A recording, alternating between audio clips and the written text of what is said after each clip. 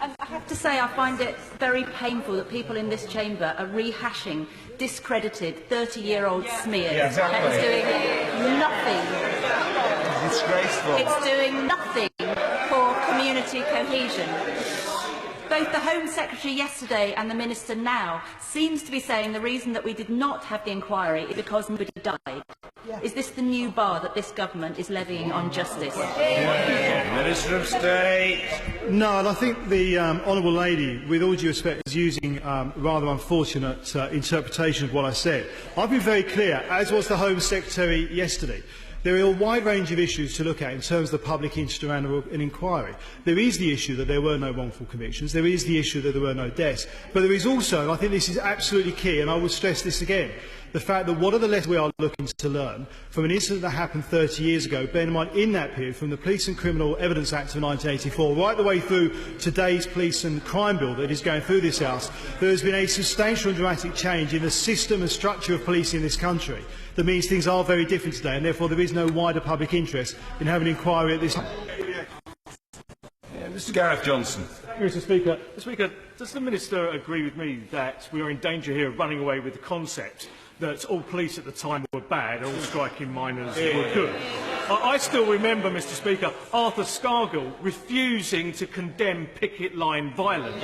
I remember the murder of the taxi driver David Wilkie, and I remember the relentless use of the word scab to describe anybody who simply wanted to go to work, Mr. Speaker. Should we not get a sense of proportion here? Well, my honourable friend makes, again, a strong point, but I would just say I do fully recognise that there are very strong feelings on all sides of this debate. There are families who feel very strongly about this, and I, along with others, met with them in September this year. And I do absolutely understand their feeling and why they feel that way. But we do have to look at that wider public interest. The honourable lady who asked the last question from the sedentary position referred to other issues around South Yorkshire, but they are separate issues. This is a decision specifically about Orgreave, not the wider issue for South Yorkshire, but about Orgreave. And the decision that the Home Secretary has made, the right decision that she has made, even though we may disagree on it, is that there is no benefit in a public inquiry on this.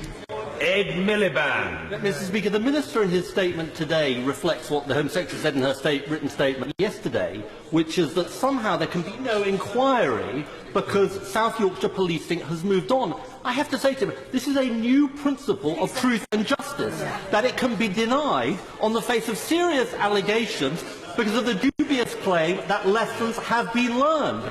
And, Mr. Speaker, that is why families in South Yorkshire and communities feel they've been sold down the river by this government, and this cannot stand. What did you do in the Cabinet? Well, I would say to the right honourable gentleman that, as I've said earlier on, this has to be looked at in the context of this particular case. This is a government with a Prime Minister and a Home Secretary who have stood up and got through and taken on independent reviews and inquiries in a range of very difficult issues over the last 6 years, looking at issues in the past. This is a decision, despite what the other side, what people on the other benches may wish to make of it, that is not a political decision. It's a decision about looking at the particular case around Orgreave and what is in the wider public interest. As I outlined, a public inquiry is not served by that.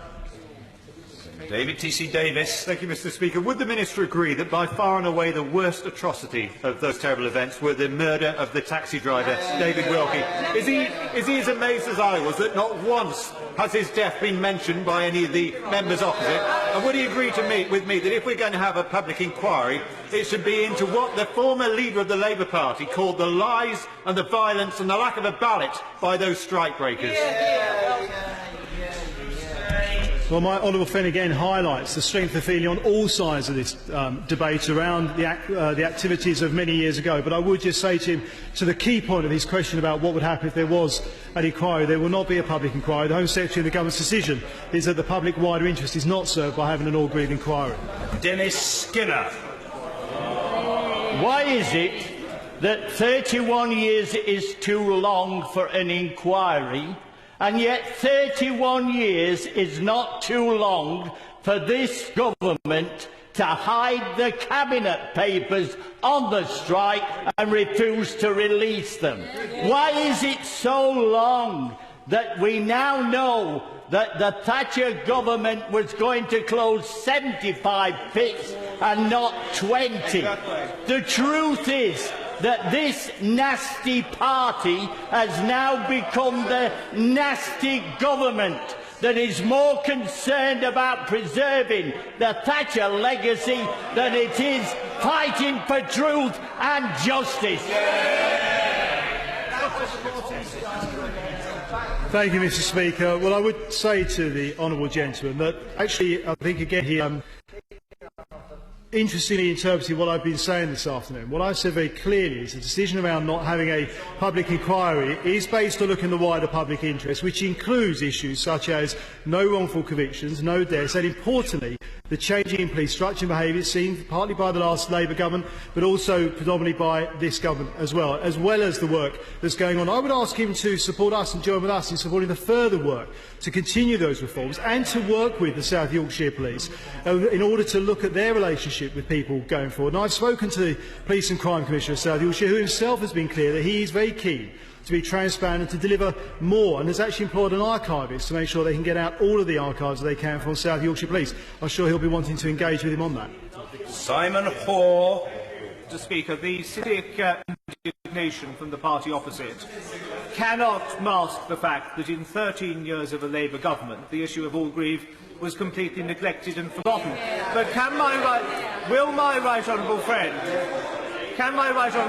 confirm, Mr. Speaker, that notwithstanding the absence of an inquiry, the decision of the Home Secretary, of which I support wholeheartedly, can he confirm that the very clear and necessary changes in governance and mindset required within the South Yorkshire Police can continue and be delivered? Well, my honourable friend makes a very good point and an important point. I think it is very important that we continue the reforms to the police service going forward, some which are outlined in the Peace and Crime Bill, others of which are taking forward the reforms that the now Prime Minister took on, and which the Home Secretary has outlined our determination to deliver as part of that work of changing how the police work now to how things were some 30 years ago. But as I said when I spoke to Dr Alan Billings, the Police and Crime Commissioner for South Yorkshire, yesterday afternoon, I am determined to work with him and his Chief Constable in the work that they want to do to make sure that they have got a good relationship with the people of South Yorkshire going forward, and to look at how that police force can make sure that it is serving and working on that way that our police do every single day, which is policing by consent. Kevin Barron. Mr. Speaker, I've represented Orgreave in this House since 1983, and I remember very well the events of the miners' strike at that particular time.